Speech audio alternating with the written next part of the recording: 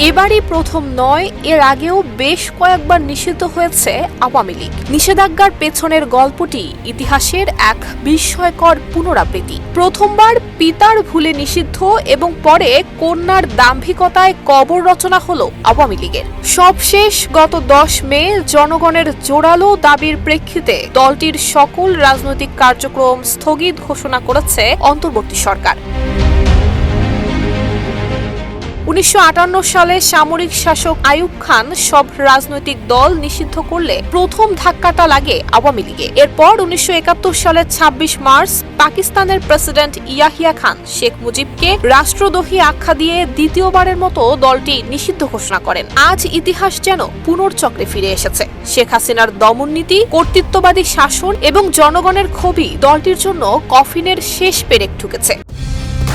Colour expert, George sap এবং mild on hands technology সমৃদ্ধ Orix crystal wash আপনার laundry expert.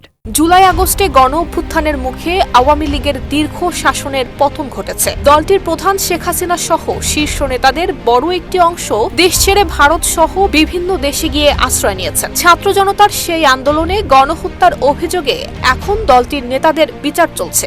Awami লীগের শাসনের সময় বিচার বহির্ভূত হত্যাকাণ্ড, গুম, বিরোধী মত দমনের বহু অভিযোগ রয়েছে।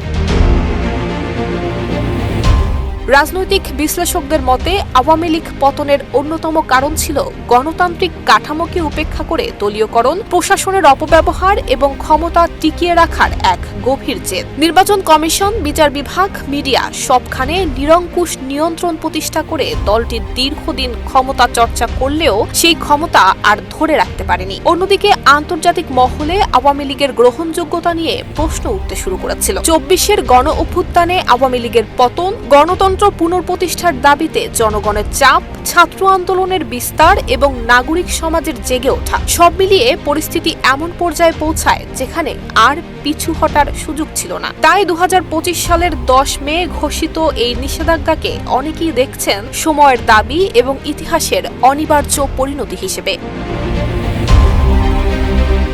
নুসরাত জাহান মেহেক, ঢাকা পোস্ট।